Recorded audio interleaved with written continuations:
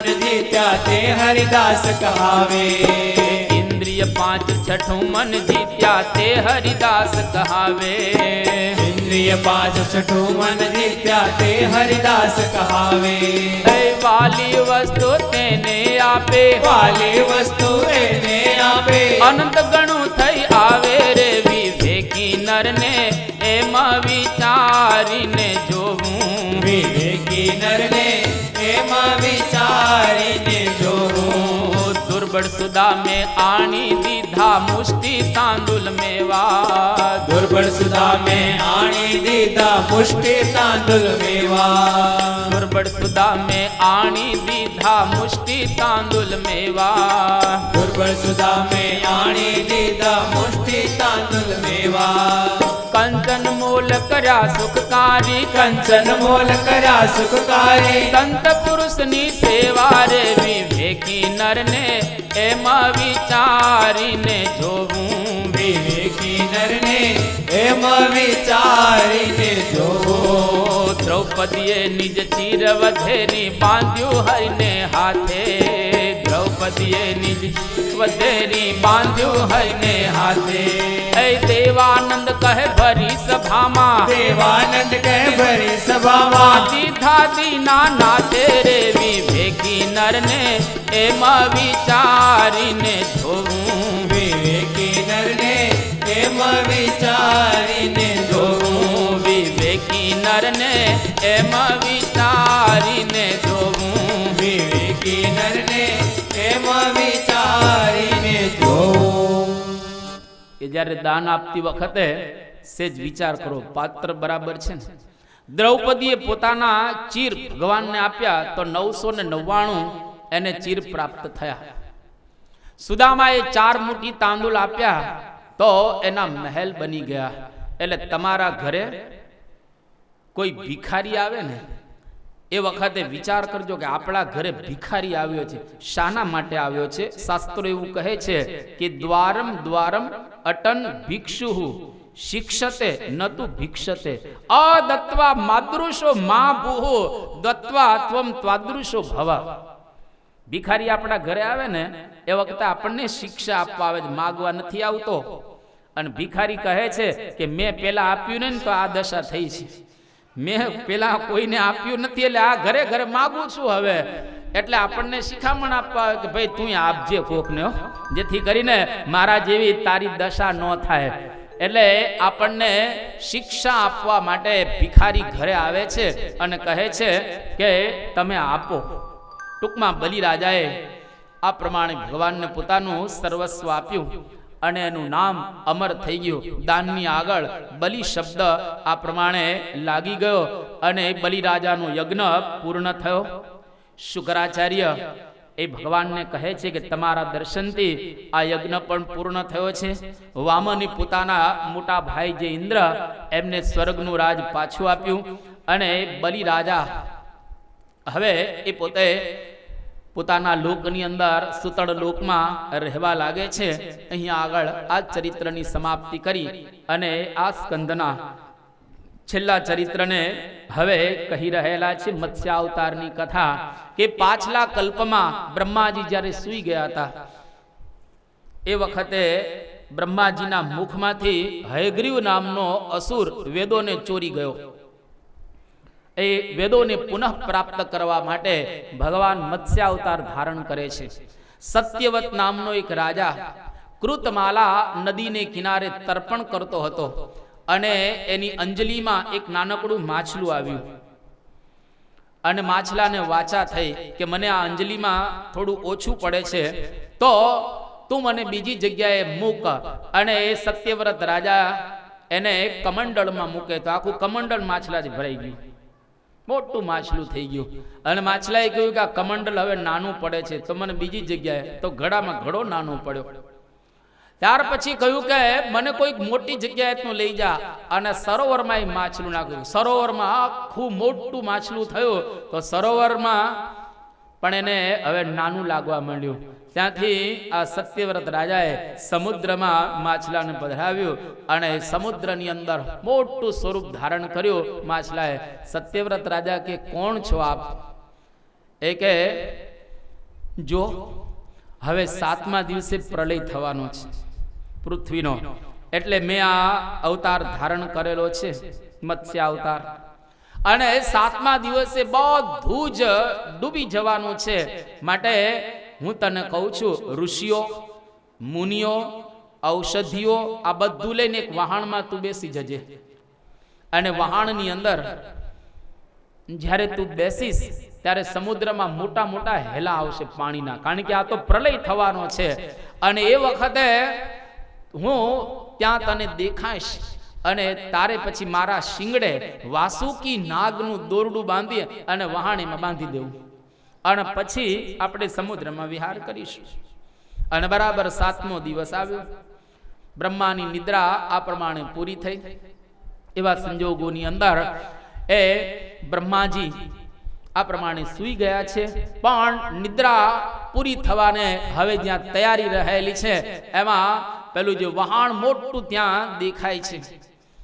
અને એ વખતે બધી ઔષધિઓ આવી ગઈ, ઋષિઓ બેસી ગયા, બધું જ અંદર સત્યવ્રત રાજાએ મૂકી દીધું. અને ત્યાં આગળ ભગવાનનું સ્વરૂપ એને દેખાણું, મત્સ્ય અવતાર, એનું શિંગડું પણ એમને નિહાળ્યું. અને ત્યાં વાસુકી નાગનું દોરડું પણ વાસુકી નાગ પ્રગટ થાય છે અને એના દ્વારા આ વહાણને બાંધી દે છે. સત્યવ્રત રાજા એને મત્સ્ય અવતાર પોતે જ્ઞાન આપે છે. અને જે જ્ઞાન આપ્યું એ પુરાણ મત્સ્ય પુરાણ. અને મત્સ્ય પુરાણની અંદર ઘણી બધી વાતો કરવામાં આવેલી છે, અત્યારે આપણે એને કરતા નથી. પણ જ્યારે બ્રહ્માની રાત આખી પસાર થઈ ગઈ અને બ્રહ્માનો દિવસ ઉગ્યો ત્યાં સુધી જ્ઞાન આપ્યું. અને બ્રહ્મા જ્યારે જાગ્રત થયા દિવસે એ વખતે આ પ્રમાણે બ્રહ્માજીના મુખમાંથી જે વેદ ચોરીને હયગ્રીવ નામનો અસુર લઈ ગયો હતો, મત્સ્ય અવતાર દ્વારા ભગવાને પાછા વેદ લાવ્યા અને પુનઃ આ પૃથ્વીનું નિર્માણ થાય છે. અને ભગવાને વૈદિક જ્ઞાન છે પૃથ્વી ઉપર એનો પ્રચાર અને પ્રસાર કર્યો. ટૂંકમાં સત્યવ્રત તમે હો તો પ્રલયમાં મરો નહીં. સત્યવ્રત રાજા પૃથ્વીનો પ્રલય થયો તો પણ સમુદ્રની અંદર રહ્યા. જે માણસ સત્ય ધારણ કરે ને એ માણસ મરે નહીં. અને કદાચ એનું મૃત્યુ થાય તો દેહ કરીને થાય, પરંતુ એની કોઈ દિવસ અપગતિ ક્યારેય ન થાય. એટલે સાચું બોલવું, ટૂંકમાં સાચું કરવું અને સાચું વર્તવું. આ પારાયણનો અર્થ આટલો જ છે. 7 દિવસમાં સાચા માર્ગે આપણને લઈ જશે. હવે ચાલવું કે નહીં તમારે જોવાનું, પણ 7 દિવસની અંદર આપણને એક સાચો રસ્તો પ્રાપ્ત થશે. અને ખરેખર સાચો રસ્તો મળે અને એમાં જો આપણે ચાલીએ તો જીવનની અંદર ઘણું ઘણું આપણે પ્રાપ્ત કરી શકીએ. અહીંયા આગળ આ મત્સ્ય અવતારની કથાને પણ પૂર્ણ કરે છે. 7 મન્વંતરની કથા પૂરી થઈ. હવેના જે 7 મન્વંતર આવવાના છે એનો ખાલી ઉલ્લેખ અહીંયા આગળ કરે છે કે 8મા મન્વંતરમાં સાવરણી નામના મનુ થશે અને સાર્વભૌમ નામનો ભગવાનનો અવતાર થશે. અને એ વખતે પુષ્ટિ ધર્મ મન્વંતર ધર્મ કહેવાશે. 10મા મન્વંતરની અંદર દક્ષ સાવરણી મનુ થશે અને ઋષભ નામનો ભગવાનનો અવતાર થશે. અને એ વખતે યજ્ઞ ધર્મ એ મન્વંતર ધર્મ કહેવાશે.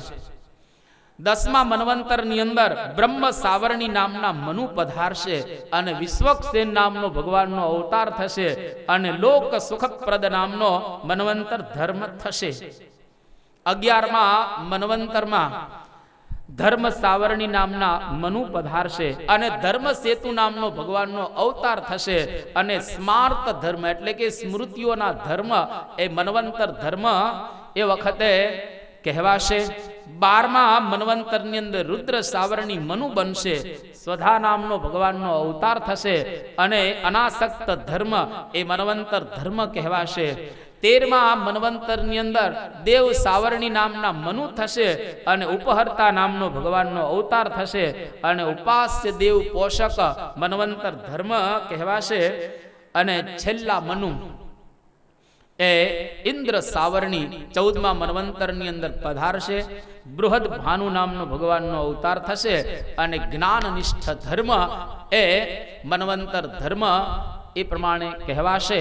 તો આ 14 મન્વંતરની કથા અહીંયા આગળ આ 8મા સ્કંદની અંદર શુકદેવજી રાજા પરીક્ષિતજીને સંભળાવી અને આ સ્કંદની સમાપ્તિ કરે છે.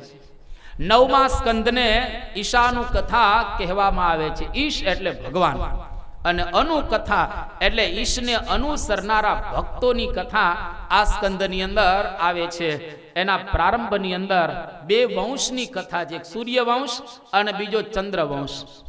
2 વંશના 12 અધ્યાય છે, એટલે 24 અધ્યાયનો આ 9મો સ્કંદ રહેલો છે. અને 4 વાતો આપણે મુખ્ય તરીકે જાણવાની છે, જે આપણે 8મા સ્કંદની અંદર સાંભળી ચૂક્યા. એક તો આપત્તિમાં હરિસ્મરણ. કોઈક વખત આપત્તિ આવે એ વખતે ભગવાનનું સ્મરણ કરવું. કોની જેમ? તો કે ગજેન્દ્રની જેમ. સંપત્તિમાં સર્વસ્વનું દાન કરવું બલિરાજાની જેમ. અને વિપત્તિ જ્યારે આવે, મુશ્કેલી આવે ત્યારે ફરી નહીં જવાનું. એ કોની જેમ? તો કે બલિરાજાની જેમ. અને સંપૂર્ણ શરણાગતિ સત્યનિષ્ઠ સત્યવ્રત રાજાની જેમ સંપૂર્ણ શરણે ભગવાનના આપણે જવું. આ 4 હોય તો મનની મલિનતા ટળે અને ભક્તિ મળે. અને જેના મનની મલિનતા ટળી ગઈ એના પછી ભગવાન મળવા બહુ મુશ્કેલ નથી. એટલા માટે અહીંયા આગળ પ્રારંભમાં બહુ સુંદર શુકદેવજી સંભળાવી રહેલા છે કે અવતારાનું ચરિતમ હરિશ્ચાસ્યાનું વર્ણિનામ સતામ ઈશ કથા પ્રોક્તા નાનાખ્યાનોપબ્રહ્મહિતા. કે આ સ્કંદની અંદર ભગવાન અને ભગવાનને અનુસરનારા ભક્તોની ગાથા વર્ણન કરવામાં આવેલી છે. 2 વંશનો વિસ્તાર કર્યો છે અને 2ને સરખા જ અધ્યાયો વહેંચવામાં આવ્યા છે. રામ ભગવાન સૂર્ય વંશમાં થયા અને સૂર્ય છે એ બુદ્ધિના દેવતા છે, એટલે બુદ્ધિની શુદ્ધિ માટે રામ ભગવાન આવ્યા. અને ચંદ્ર વંશની અંદર કૃષ્ણ ભગવાન પધાર્યા. ચંદ્રમાં મનના દેવતા છે, મનની શુદ્ધિ માટે ભગવાન કૃષ્ણ આવ્યા. આ 2 અવતારો ભારતમાં મોટા થયા અને શ્રીજી મહારાજ સર્વોપરી સર્વ અવતારના અવતારી એ વચ્ચે થયા. તો આ 2 અવતારો આવ્યા અને 2 અવતારો આપણા ભારત વર્ષની અંદર એમને ઘણું કામ કર્યું, પણ બંનેની અંદર વિશિષ્ટતા એ રહેલી છે. રામનું જીવન જુઓ તો સૂર્ય જેવું અને કૃષ્ણનું જીવન જુઓ તો ચંદ્ર જેવું. અને સૂર્ય છે ને બહુ નિયમિત, એ ઉગે નિયમિત, આથમે નિયમિત. ચંદ્રનું કાંઈ નક્કી ન હોય. ચંદ્રનું તમે જો ઉગવાનું નક્કી ને ના થમવાનું કાંઈ ચંદ્રનું નક્કી ન હોય. એટલે રામ ભગવાન સૂર્ય જેવા અને કૃષ્ણ ભગવાન ચંદ્ર જેવા. રામ ભગવાન મર્યાદા પુરુષોત્તમ કહેવાય અને કૃષ્ણ લીલા પુરુષોત્તમ. રામ મર્યાદામાં જ રહે, એક નારી રાખે, એક બાણ રાખે અને મર્યાદા પ્રમાણે. કૃષ્ણનું કાંઈ નક્કી નહીં, એ એક નારી નો રાખે. આવતીકાલે આ કૃષ્ણ ભગવાનની વાતો આપણે સાંભળીશું અને ખરેખર આવતીકાલે જ ભાગવત પ્રારંભ થાય છે. અત્યાર સુધીની પૂર્વ ભૂમિકાઓ આપણે બાંધી અને આજે કૃષ્ણ પ્રગટી જશે ને ત્યાર પછી જ ભાગવતની મજા છે આમ તો. કારણ કે આવતીકાલથી જ કૃષ્ણના ચરિત્રો આપણે સાંભળવાના છીએ અને કૃષ્ણ એ એક ચરિત્રમાં આપણને પ્રશ્ન થશે, પણ સમાધાનો પણ એના અદ્ભુત વિદ્વાનોએ આપેલા છે.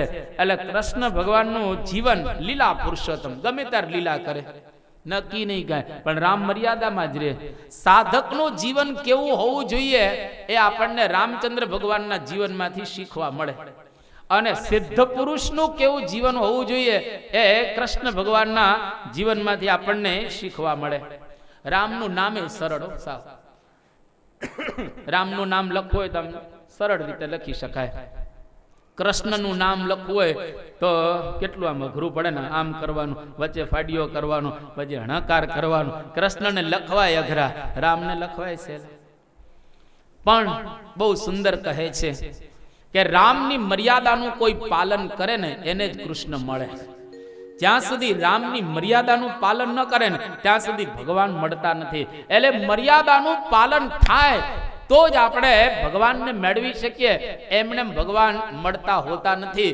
અને આપણા તો કેટલા સદભાગ્ય કહેવાય કે આપણે જે કાંઈ થોડી ઘણી મર્યાદામાં રહીએ છીએ એટલે આજે પૂર્ણ પુરુષોત્તમ નારાયણ પ્રમુખ સ્વામી મહારાજ દ્વારા આપણને પ્રાપ્ત થયા છે. એટલે મર્યાદા પ્રમાણે રહ્યા હશું આ જન્મમાં કે આગલા જન્મની અંદર. એટલે આવા ભગવાનના સંતનો ભેટો આપણને થયેલો છે. એટલે ટૂંકમાં મર્યાદામાં રહીએ તો કૃષ્ણ મળે એવા છે. 7મા સ્કંદમાં ગઈકાલે આપણે નિહાળ્યું કે ઋષિ ભગવાને હિરણ્યકશિપુનો નાશ કર્યો. હિરણ્યકશિપુ એટલે મૂર્તિમાન ક્રોધ. 8મા સ્કંદમાં હમણાં જ આપણે સાંભળી ગયા કે વામન ભગવાને બલિરાજાની પાસે બધું જ લઈ લીધું અને બલિરાજાનો લોભ ટાળ્યો, એટલે લોભનો નાશ કર્યો. આ સ્કંદની અંદર રામચંદ્ર ભગવાન પોતે રાવણનો સંહાર કરી અને રાવણ એટલે મૂર્તિમાન કામ, એ કામનો નાશ કરશે.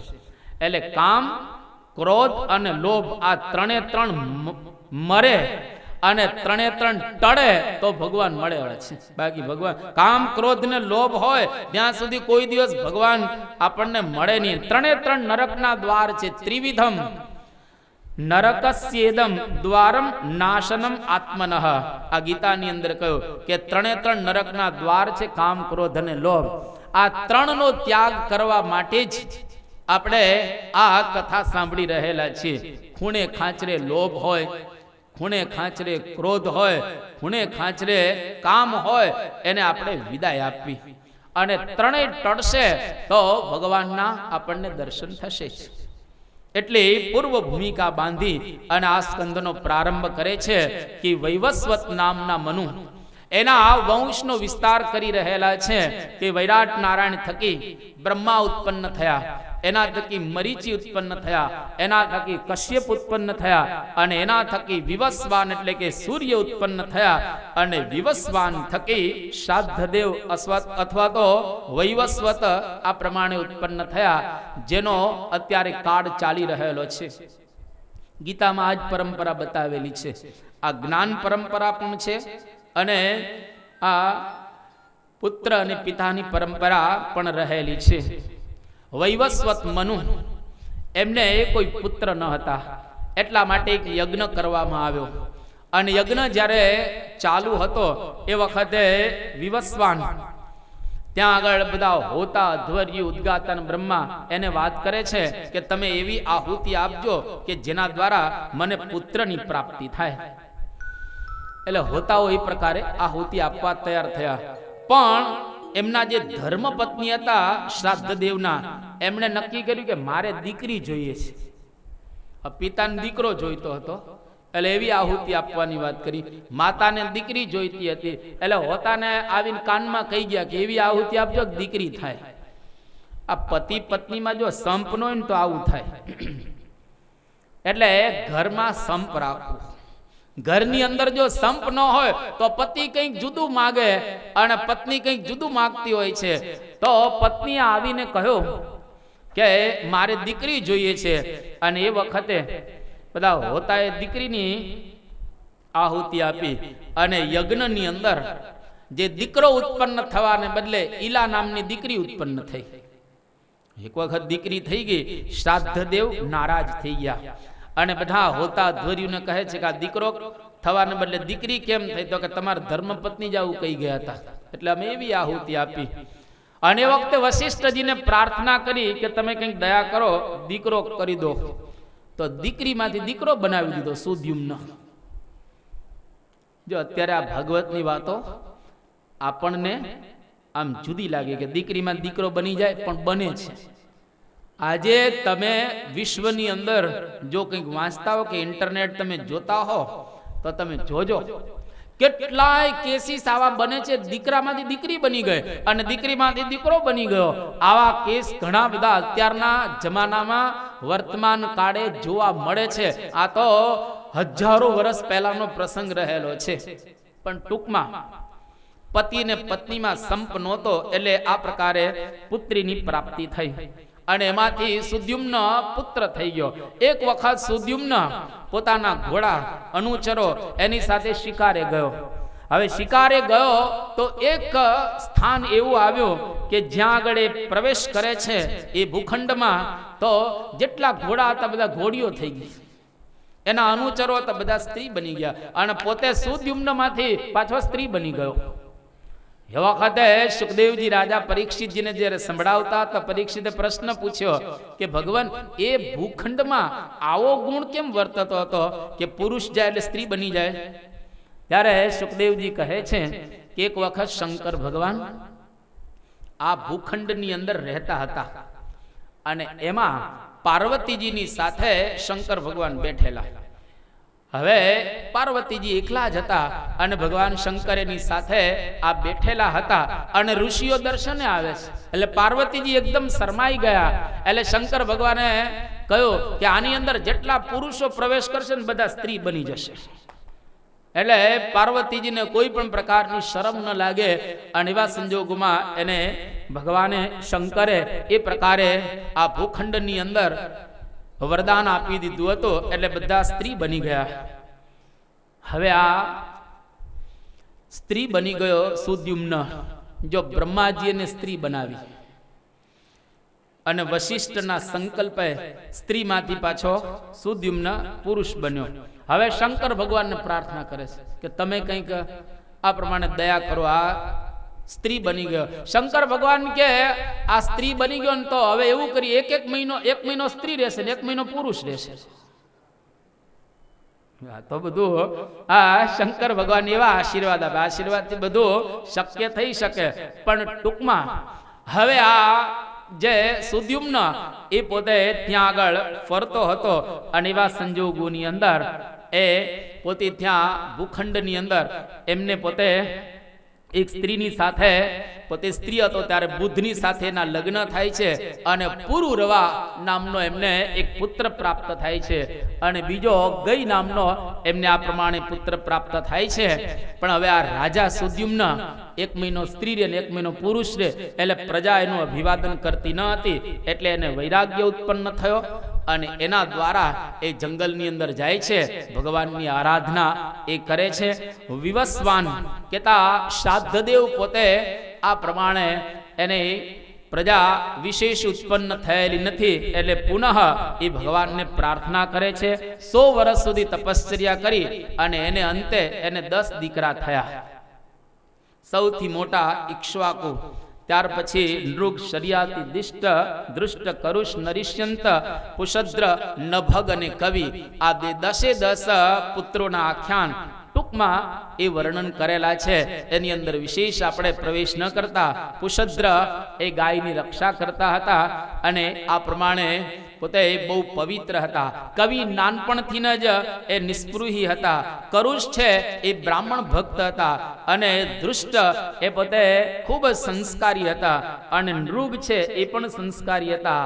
નરિષ્યંત ધર્મ પ્રેમી હતા.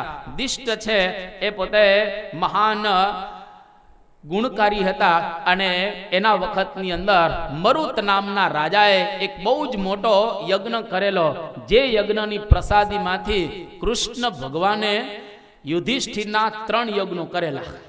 એટલી બધી ધન સંપત્તિ યજ્ઞમાં રહેલી હતી.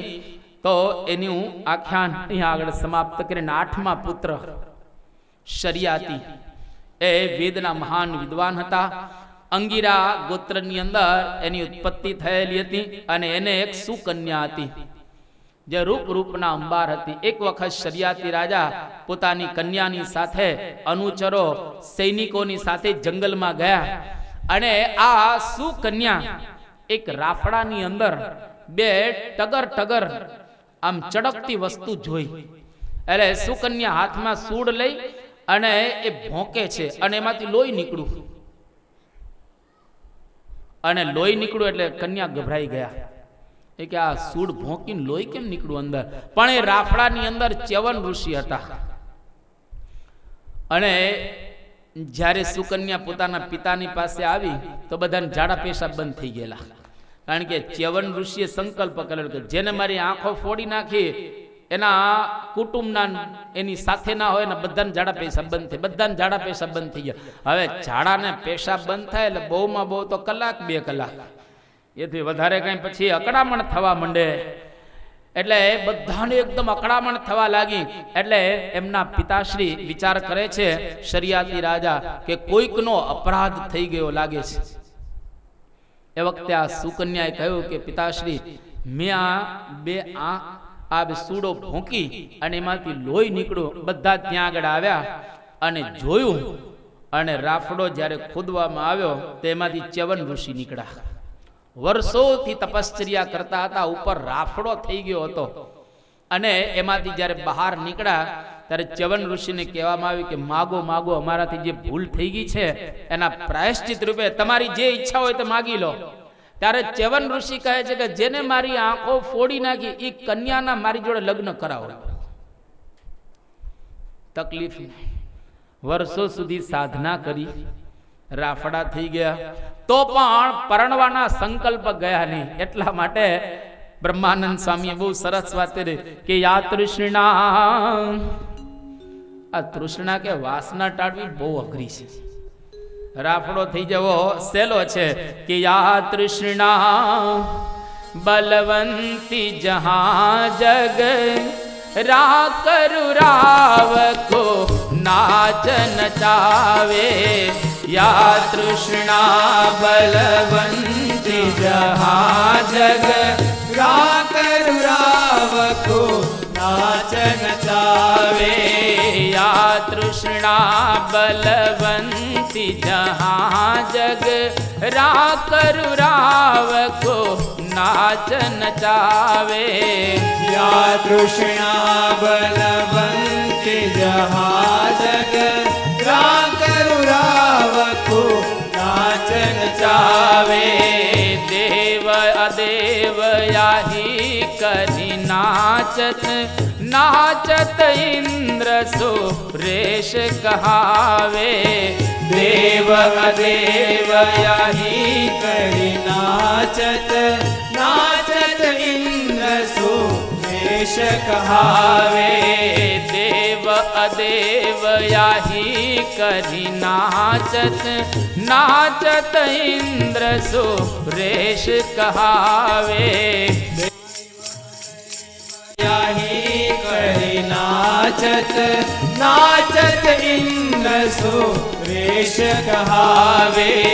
સ્વર્ગ પતાલ સબે તૃષ્ણાવસ, तीन किलोक में आन फिरावे. स्वर्ग पताल सबे तृष्णावश, तीन किलोक में आन फिरावे. स्वर्ग पताल सबे तृष्णावस, तीन किलोक में आन फिरावे. स्वर्ग पताल सबे तृष्णावश, तीन किलोक में आन फिरावे. ब्रह्म मुनि तृष्णा बढ़ी डाकन, ज्ञान बिना तजी दूर न जावे. ब्रह्म मुनि तृष्णा बढ़ी डाकन, ज्ञान बिना तजी दूर न जावे. ब्रह्म मुनि तृष्णा बढ़ी डाकन, ज्ञान बिना तजी दूर न जावे. ब्रह्म मुनि तृष्णा बढ़ी डाकन, ज्ञान बिना तजी दूर न जावे. ज्ञान बिना तजी दूर न जावे. ज्ञान बिना तजी दूर न जावे. ज्ञान बिना तजी दूर न जावे. ज्ञान बिना तजी दूर न जावे.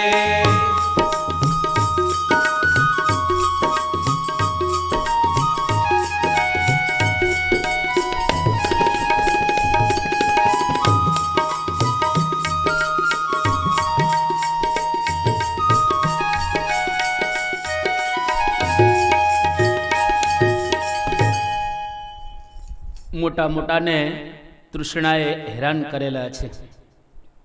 જ્યારે આપણને જ્ઞાન થાય ત્યારે જ આપણે તૃષ્ણા વાસનાથી વિરક્ત થતા હોઈએ છીએ. આ ચ્યવન ઋષિને વાસનાએ ઝાલ્યા અને ચ્યવન ઋષિના લગ્ન આ શરિયાતી રાજાની સુકન્યા સાથે કરવામાં આવ્યા. હવે સ્વાભાવિક રીતે વર્ષો સુધી સાધના કરી હોય એનું શરીર કેવું બની ગયું હોય, સાવ રાફડો થઈ ગયા, એને આ સુકન્યા આપવાના. પણ હવે આપ્યા. ચ્યવન ઋષિ બહુ પ્રતાપી હતા એટલે દેવોના વૈદ્ય અશ્વિની કુમાર એને વિનંતી કરે છે કે હું તમને સોમરસનું પાન કરાવું અને તમે મને રૂપ આપો. એટલે અશ્વિની કુમારો તૈયાર થયા અને ચ્યવન ઋષિને યુવાન બનાવી દીધા. એકદમ આમ જેના હોઠમાં લાલીમાં હોય, જેના ગાલ લાલ હોય, માથામાં કોઈ વાળ કાળો એટલે ધોળો વાળ કોઈ થયો ન હોય, એકદમ જરા વ્યવસ્થિત રીતે બુદ્ધિબળ હોય અને સિમેટ્રિકલ બોડી કહીએ એવા સરસ બનાવી દીધા યુવાન. જોઈને બધાને આનંદ થાય. ચ્યવન ઋષિ યુવાન બની ગયા. ત્યારથી લોકો ચ્યવન પ્રાસ ખાય છે, જાણે યુવાન બની જાય. ઘણી વખત તો ઘરડાઓ ઓલો આખો ડબ્બો ખાઈ જાય, ભૂખ લાગી હોય ને આખો ડબ્બો ખાઈ જાય, એમાં કાંઈ યુવાન ન થવાય. અમુક ઉંમરે જ ચ્યવન પ્રાસ ખાય તો યુવાન થવાય. પણ આ ત્યારથી ચ્યવન પ્રાસ લોકો ખાતા થયા છે. ચ્યવન ઋષિ એકદમ યુવાન બની ગયા અને સુકન્યાની સાથે રહેવા લાગે છે. ઘણા લાંબા સમય પછી એના પિતાશ્રી આવ્યા, શરિયાતી રાજા. જોયું તો પોતાની આ પુત્રી કોઈક યુવાન પુરુષની સાથે ફરતી હતી. આશ્ચર્ય થયું કે મેં તો ચ્યવન ઋષિને આ વરાવેલી છે અને આ ક્યાં બીજે જતી રહી. પરંતુ પછી જ્યારે ખ્યાલ આવ્યો કે ચ્યવન ઋષિ વૃદ્ધમાંથી યુવાન બની ગયા છે અને જ્યારે અશ્વિની કુમારને સોમરસનું પાન કરાવ્યું ત્યારે ઇન્દ્ર કોપાયમાન થયો. કારણ કે એ જમાનામાં વૈદક કર્મ નિંદાને પાત્ર હતું, હવે સર્વોપરી ગણાય છે. પછી ચ્યવન ઋષિના સંકલ્પે કરી અને ઇન્દ્ર જ્યારે મારવા તૈયાર થયો પણ એનું વજ્ર ચોટી જાય છે. પછી સમાધાન થાય છે અને આ પ્રમાણે અશ્વિની કુમારોને સોમરસનો અધિકાર પ્રાપ્ત થયો. એ કથાની સમાપ્તિ કરી અને નભગ ચરિત્ર કહે છે એના પુત્ર નાભાગ હતા. ગુરુકુળની અંદર ભણવા ગયા અને ભણીને જ્યારે પાછા આવ્યા તો એમના જે અન્ય ભાઈઓ હતા એમને ભાગ વેચી લીધેલો અને નાભાગને ભાગે કંઈ રાખેલું ને, એક પિતા રાખેલા, બધી સંપત્તિ વેચી લીધેલી, ફક્ત પિતા એના ભાગમાં રાખેલા હતા. એના ભાઈઓને કહ્યું કે મારા ભાગમાં તો તારા ભાગમાં બાપુજી છે, સંપત્તિ તો બધા ભાગ પાડી લીધા છે. તો નાભાગ એટલા સંસ્કારી હતા કે એને પોતાના ભાગની અંદર પિતા ન માન્યા પણ પોતાના ભાગ્યમાં પિતા માન્યા કે મારા ભાગ્યની અંદર મને આ પિતા મળેલા છે. તમે જો છોકરાઓ દાદાને રાખવા તૈયાર નથી, કોઈ રાખવા તૈયાર નથી. એટલે એનું કારણ કે છોકરાઓને ઘરડાઓ ગમતા હોતા નથી. એટલે આ નાભાગ પોતાના પિતાને પ્રાપ્ત કરીને બહુ પ્રસન્ન થઈ ગયા. મને ભાગ્યમાં પિતા પ્રાપ્ત થયા, એના આશીર્વાદ મળશે. જાપાનની એક કહેવત છે કે એક પિતાની ઝૂંપડીમાં 5 છોકરાઓ રહી શકે પણ 5 છોકરાના મહેલમાં એક પિતા ન રહી શકે. આજે સમાજની અંદર તમને આવું જોવા મળશે કે એક બાપ પોતાના 5 છોકરાને ન ભાવે પણ 5 છોકરા ભેગા મળી અને બાપને સાચવતાને ધક્કે ચડાવે. એક વખત 2 છોકરા હતા, બાપ એકલા છે. પેલો મોટો કે તારી પાસે રાખ, નાનો કે ના મારી પાસે, તમારી પાસે રાખો. એના બેયના વહુઓ કે ના તમારી પાસે રાખો. પેલી કે તું તારી પાસે રાખો. બાપાને રાખવો ક્યાં બિચારા? એટલે 2 જણા નક્કી કર્યું કે હવે આને કરવું શું? તો 2 વહુએ સમાધાન કર્યું. એ કે એને છે ને આપણે મોભારે ચડાવો, આપણા ઘરનો મોભાર છે ને એ પર ચડાવો. જો ચત્તો પડે તો મોટાનો, બઠ્ઠો પડે તો નાનાનો, ચતબઠ. પેલો ભાભો કે આ તમારા ચતબઠમાં હું તો ઉપરથી પડી તો મરી જઈશ ને, તમે ચતબઠ કરો છો એમાં મારે તો મરવાનું જ છે ને. તો હવે જો દીકરા ભાભાઓને રાખવા એ તૈયાર થતા હોતા નથી. મહાભારતમાં એક પ્રશ્ન યક્ષ યુધિષ્ઠિરને પૂછે છે કે 13 ઘડા સરખા છે, 13 ઘડા, એક સરખા 13 ઘડા, એમાં એક ઘડો જેનાથી 12 ઘડા આખા ભરાઈ જાય, પણ 12 ઘડા એક ઘડાની અંદર ઠલવવામાં આવે તો ઘડો ભરાય નહીં, અને કાણું નથી એવો ઘડો પાછો.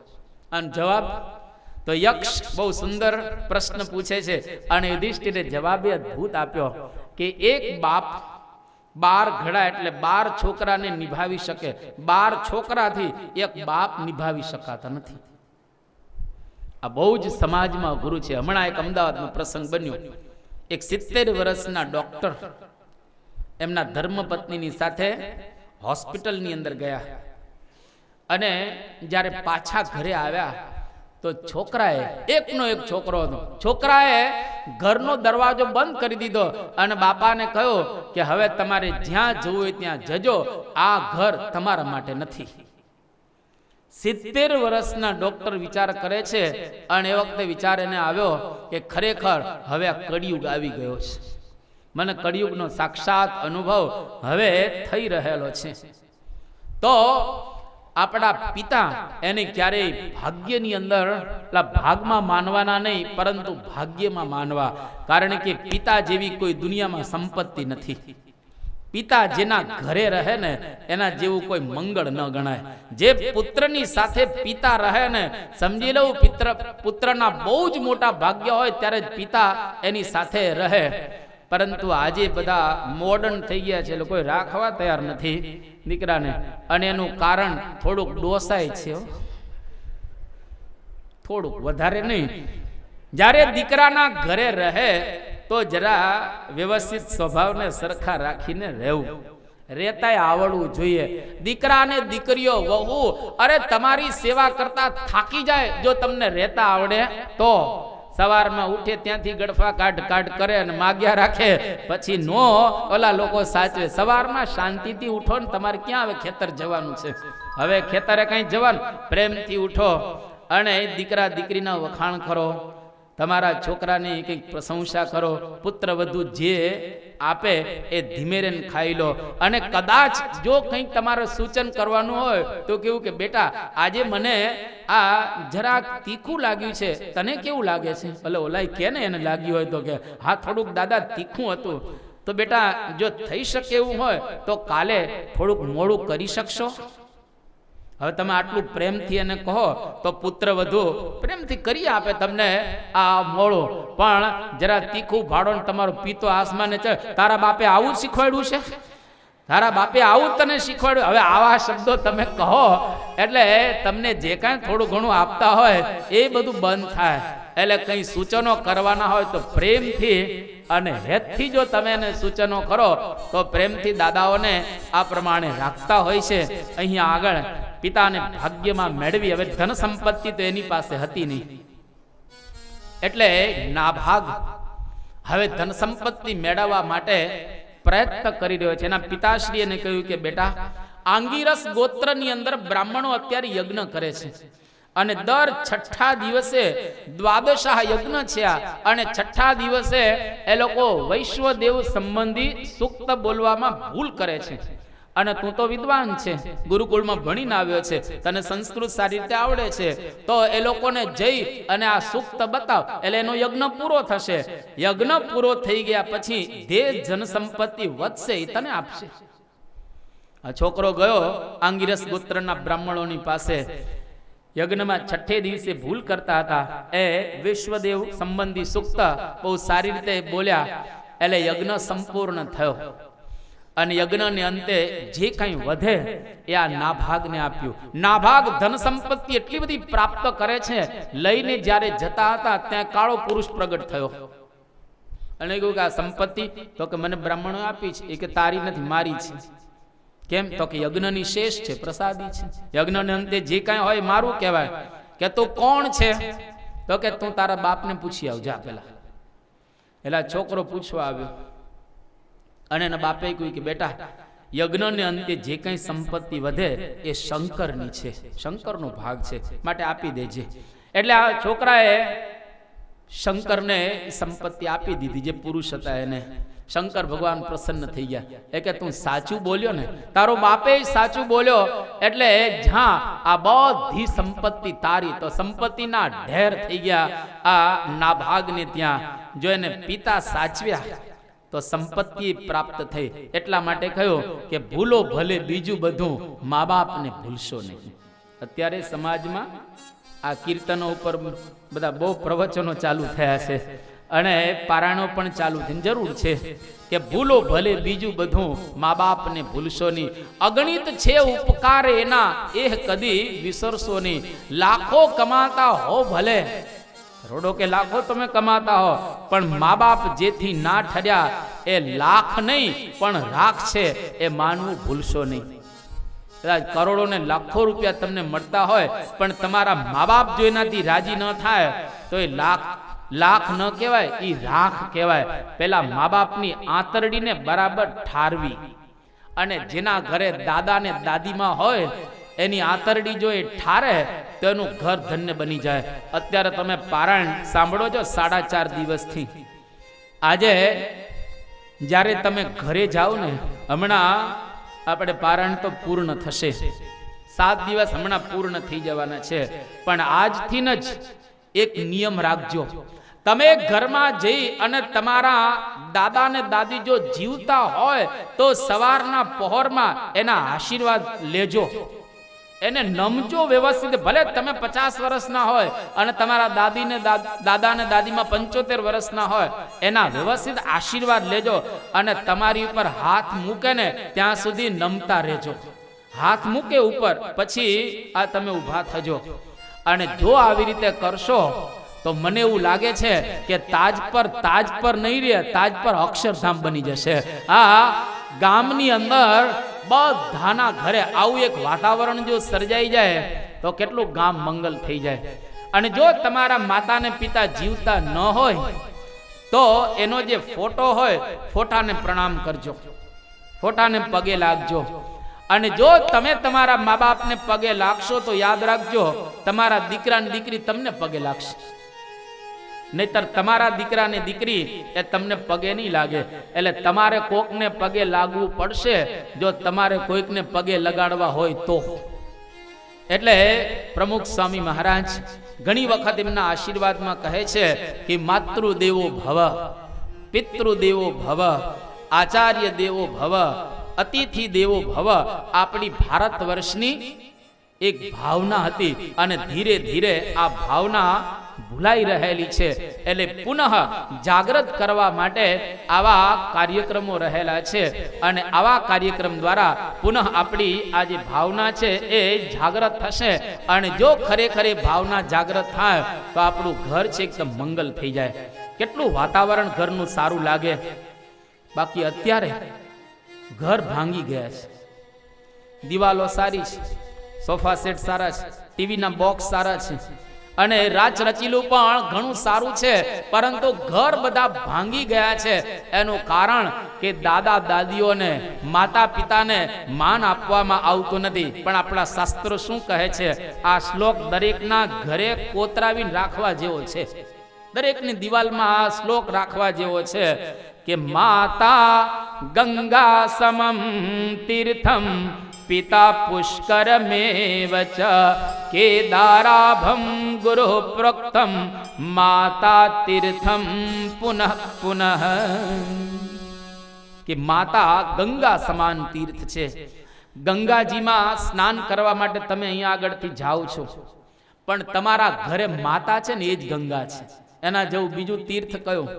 માતાના આશીર્વાદ લઈ અને સવારમાં તમે કામ કરો શરૂ તો કેટલો આનંદ થઈ જાય.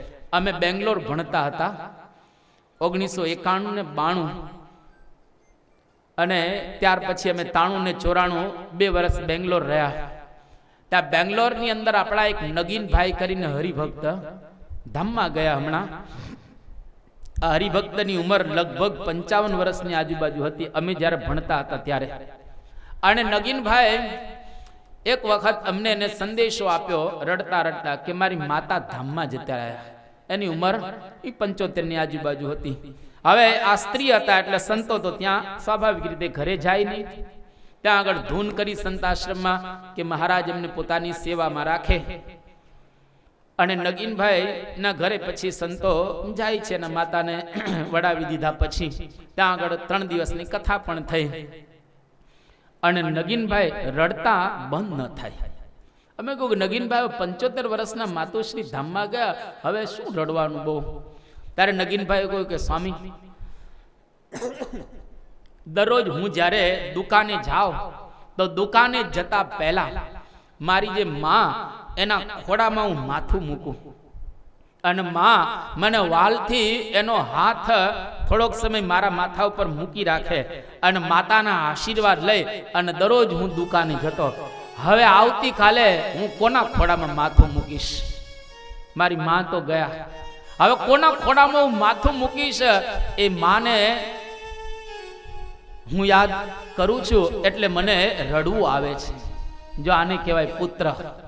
એને આખી જિંદગી મા બાપના આશીર્વાદ બહુ સુખી હતા, સારા હતા, સંસ્કારી હતા. એના દીકરા પણ એવા સંસ્કારી રહેલા છે. એટલે ટૂંકમાં માતા પિતાને બરાબર રીતે આપણે સેવા અને એની સારામાં સારી રીતે સેવા કરવી. અહીંયા આગળ આ ચરિત્રની સમાપ્તિ કરી અને હવે આગળનું ચરિત્ર સંભળાવી રહ્યા છે. નાભાગના દીકરા હતા અંબરીશ રાજા.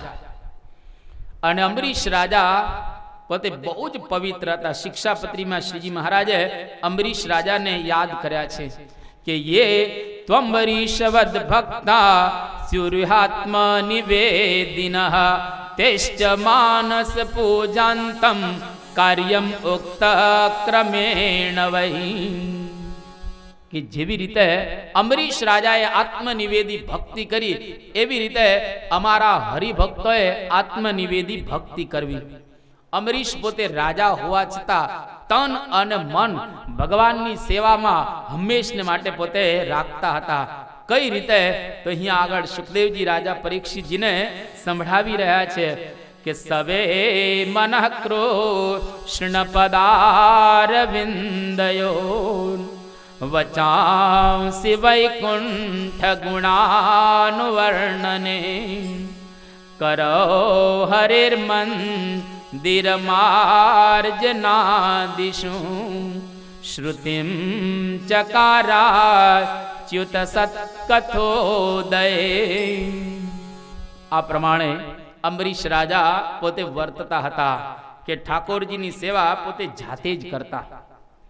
રાજા હોવા છતાં મંદિર વાળવાનું, રાજા હોવા છતાં ઠાકોરજીના જે વસ્ત્ર હોય એને બરાબર રીતે ધોવાના, ભગવાનને થાળ કરવાના, ભગવાનને નવરાવાના, સેવા પૂજા કરવાની, આ બધું જ પોતે જાતે કરતા હતા. નોકરો ઘણા હતા પરંતુ ઠાકોરજીની સેવા એ કોઈને કરવા દેતા ન હતા. એટલે અંબરીશ રાજા પોતે આત્મનિવેદી ભક્ત તરીકે અહીંયા આગળ એમને કહેલા છે. એમને એક વખત વ્રત કર્યું, એકાદશીનું વ્રત. એકાદશી કેવી? તો કે દ્વાદશી પ્રધાન એકાદશી, જેમાં દ્વાદશી પ્રધાન હોય એવી એકાદશીઓને આખા વર્ષનું વ્રત કર્યું. આખા વર્ષમાં 12 દુ 24 એકાદશી આવે. આ એકાદશી આપણે કરવી જોઈએ. કોડે કોડે એકાદશી કીજીએ રે. એકદમ આનંદથી પ્રેમથી એકાદશી કરવી. ઘણા શું કરતા હોય છે, દસમ દોઢી કરે, એકાદશી દિવસે 1.5 કિલો ફરાળ ખાય, બારસ બમણી કરે અને 13 ને દિવસે બોલે કે એકાદશી બહુ લાગેલી. હવે આમાં શું લાગેલી એકાદશી? દસમ તો દોઢી કરી ગયો હતો. પણ પ્રેમથી ને ભાવથી આપણે જો એકાદશી કરીએ, જો બની શકે તો એકાદશી ને દિવસે નિર્જલ કેતા જળ ન રહેવું હોય, અઘરું છે. એટલે પછી જળ લેવું અને જળ થી જો કદાચ આપણને સંતોષ ન થાય તો ફલાહાર કરવો, ફળનો આહાર. આ એકાદશી દિવસે પણ લોકોએ ફલાહારમાંથી ફરાળ કરી નાખ્યું. તો ફલાહાર જ છે એકાદશી ને, એમાંથી ફરાળ અને સવારથી જ પ્રારંભ કરી દે.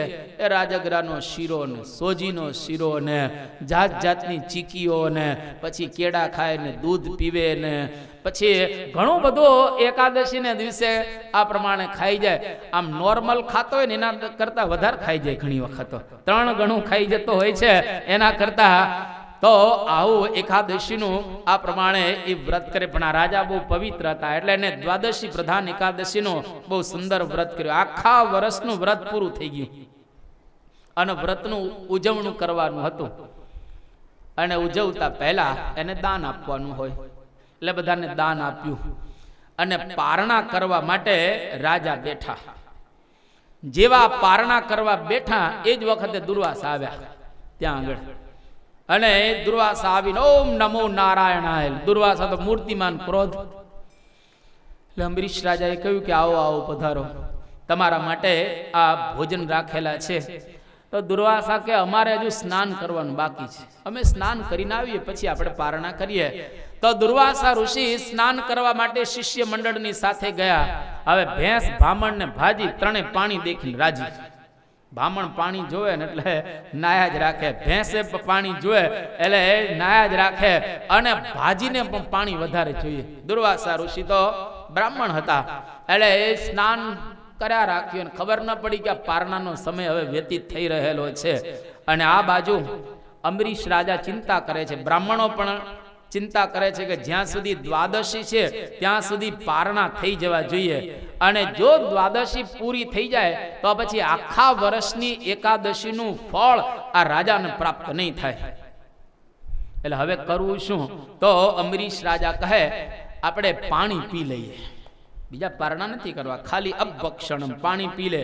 કે અંબસા કેવલે નાથ કરિષ્યે વ્રત પારણમ પ્રાહો રભક્ષણમ વિપ્રા યશિતમ નાશિતં ચ તત.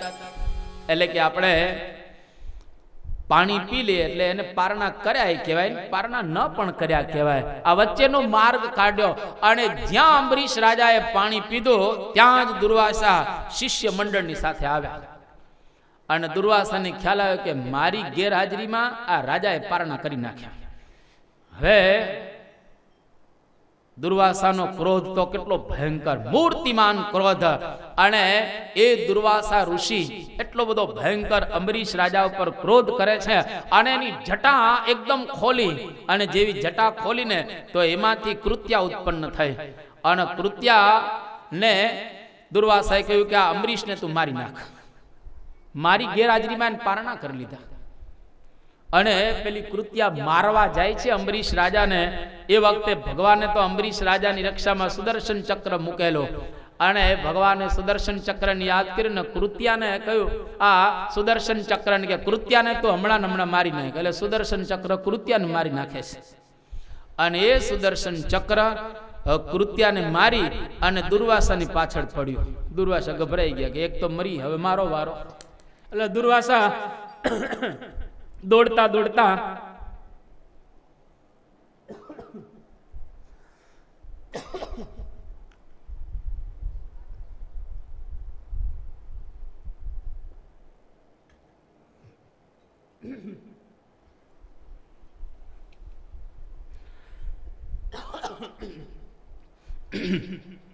આગળ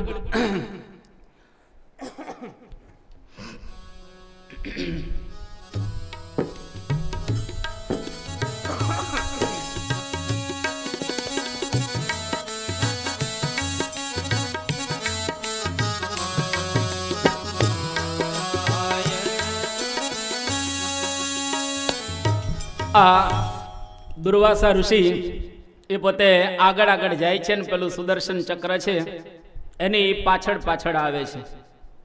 હવે દુર્વાસા ઋષિ એટલા બધા ગભરાઈ ગયા કે સૌથી પહેલા એ પોતે બ્રહ્માજીની પાસે ગયા.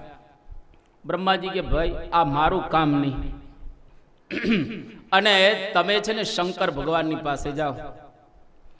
શંકર ભગવાનની પાસે દુર્વાસા ગયા.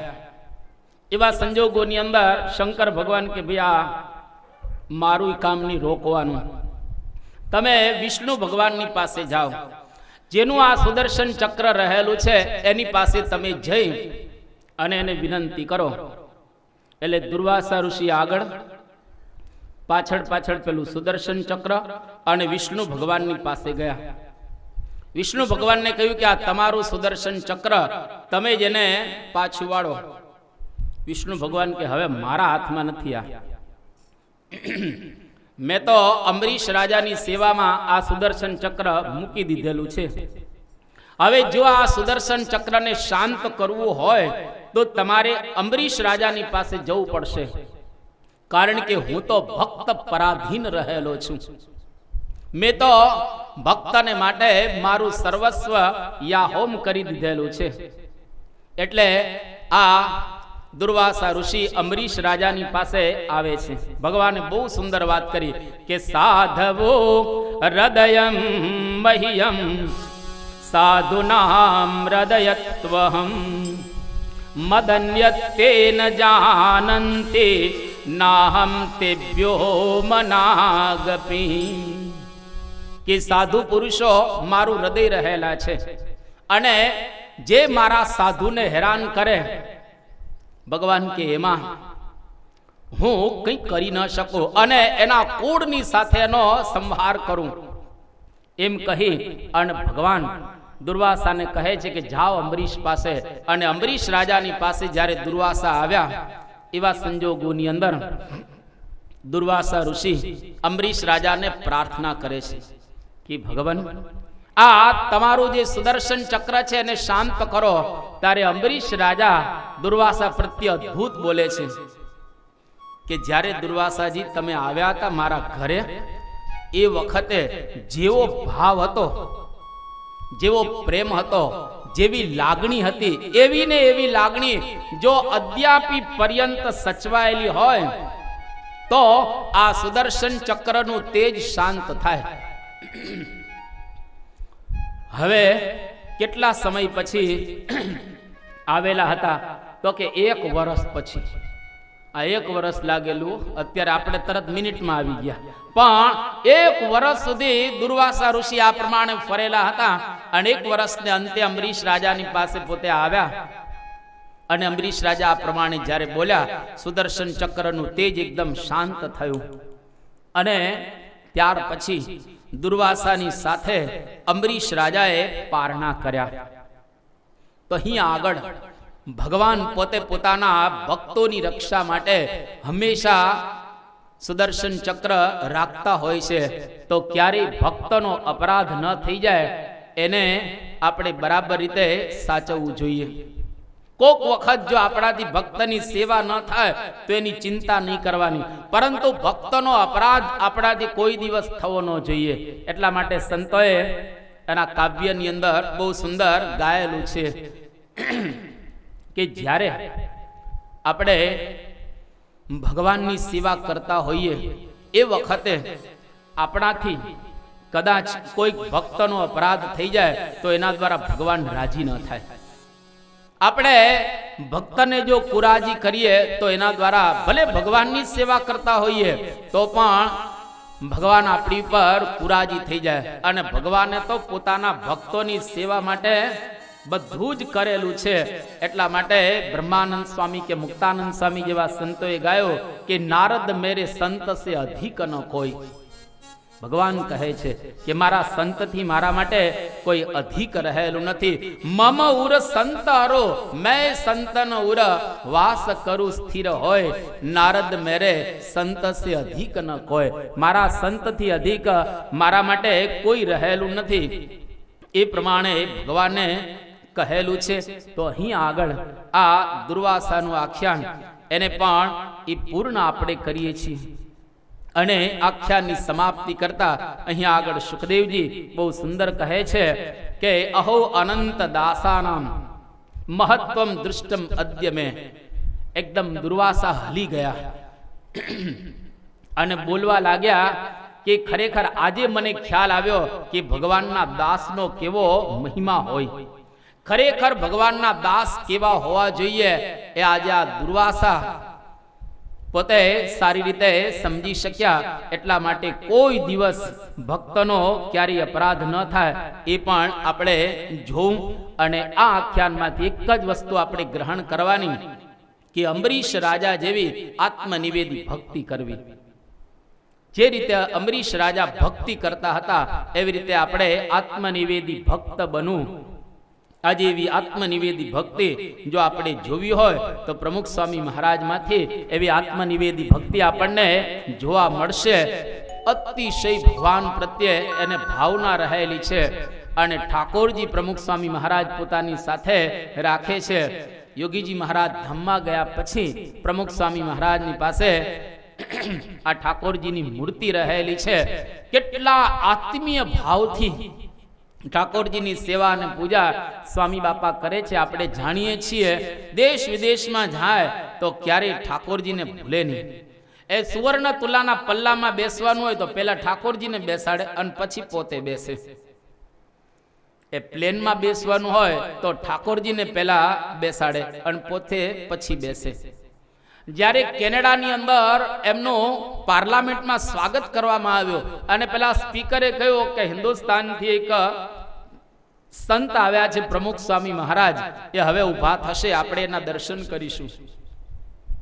સન્માન માટે ઊભા કરવામાં આવ્યા તો સ્વામી ઊભા ન થયા અને જે સંતની પાસે ઠાકોરજી હતા એ સંતને ઊભા કર્યા અને પછી પોતે ઊભા થયા. તો પ્રમુખ સ્વામી મહારાજ, લોકો કહેતા હોય છે કે આ પ્રમુખ સ્વામી મહારાજને ભગવાન થવું છે, પણ ખરેખર પ્રમુખ સ્વામી મહારાજ જેવા કોઈ ભક્ત નથી. ખરેખર ભક્ત કેવા હોવા જોઈએ એ જો જોવું હોય તો પ્રમુખ